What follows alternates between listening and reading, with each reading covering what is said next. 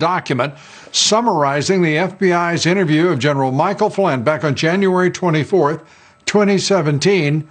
It's nowhere to be found. That report, we know it was doctored because the lovebirds, we have the text messages of them doctoring the report.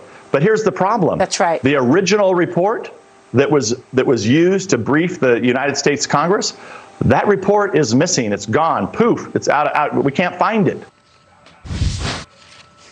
That report to which Congressman Nunes refers is the original 302 written by disgraced FBI agent Peter Strzok and the still mysterious FBI agent who has been identified as Joe Pintka.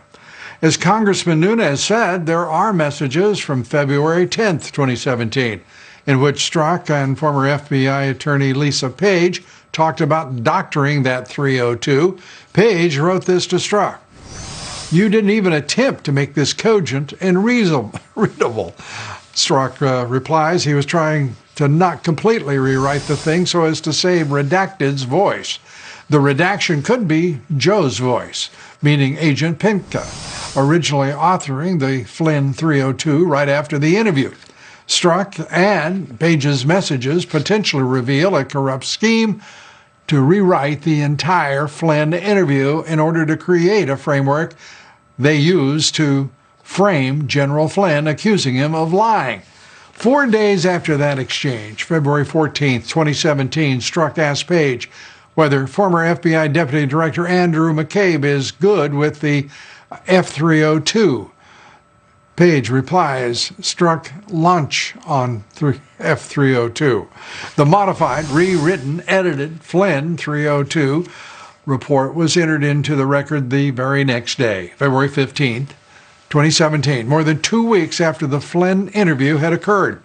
The original, as Congressman Nunes says, is now nowhere to be found.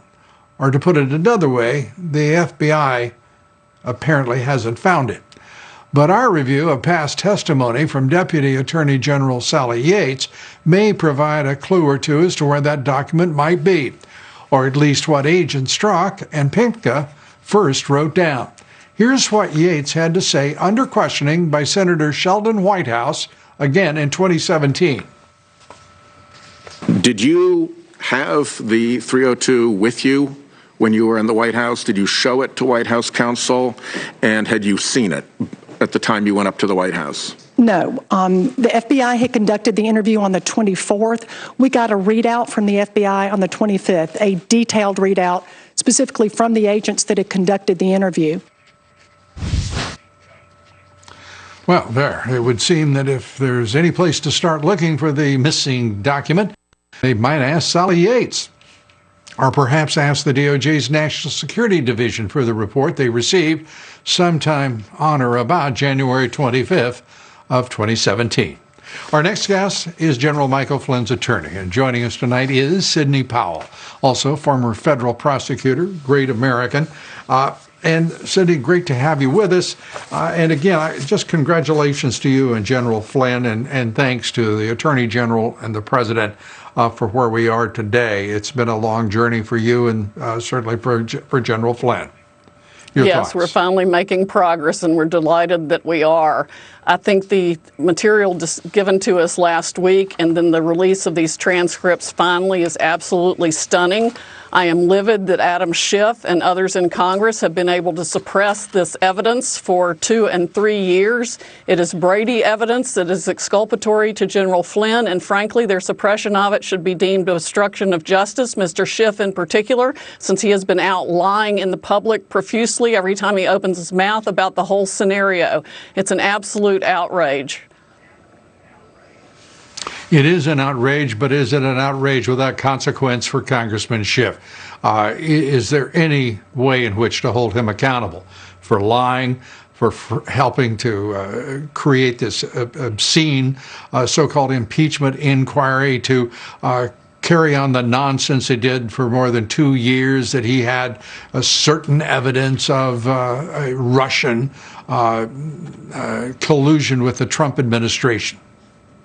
Well, he and whoever else is responsible for suppressing the transcripts and not releasing them, as far as I'm concerned, are guilty of obstruction of justice for hiding the evidence that exonerates General Flynn. I haven't even begun to scratch the surface of going through the transcripts, but I'm already finding stunning information, especially from Sally Yates, and then also from Jim Comey and Ms. Yates in their testimony and statements to the Mueller investigation that we're just now getting with their last filing. The government did their motion to dismiss. And Judge Sullivan hasn't even ruled on that yet. The case against General Flynn has not yet been dismissed. So all of this is Brady evidence, including whatever Mr. Grenell might have now, that I understand Attorney General Barr has allowed or said that he can go ahead and release.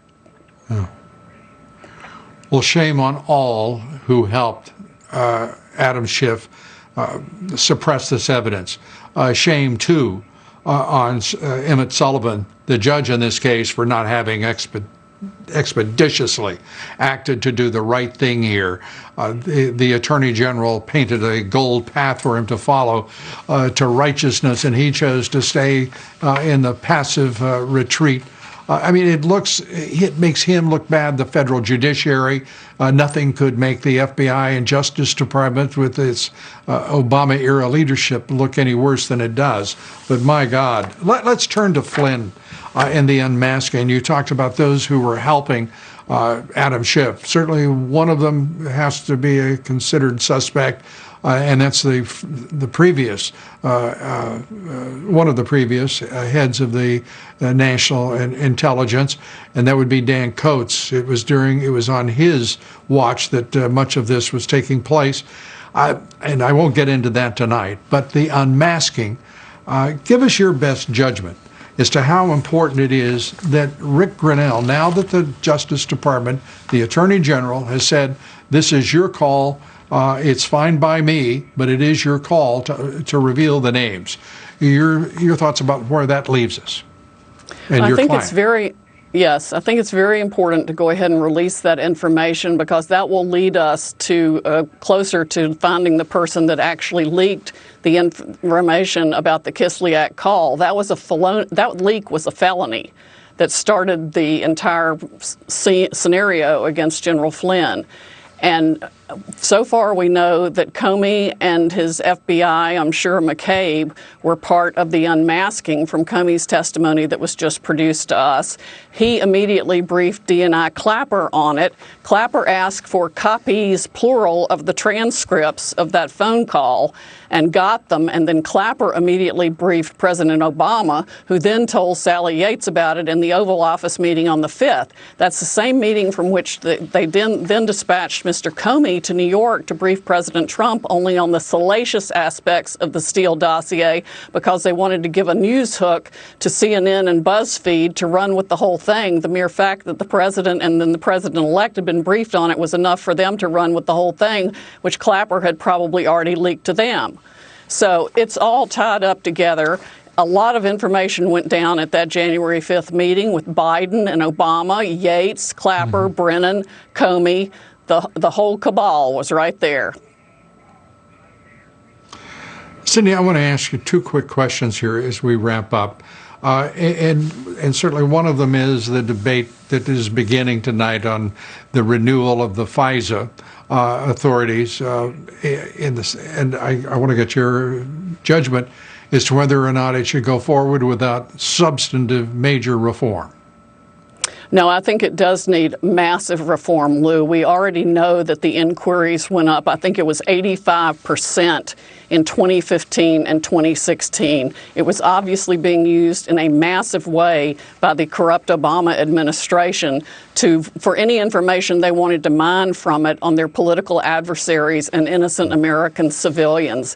That's completely unacceptable. They have lied to the FISA court repeatedly. There are now multiple FISA applications implicated in that, and not even any Woods files.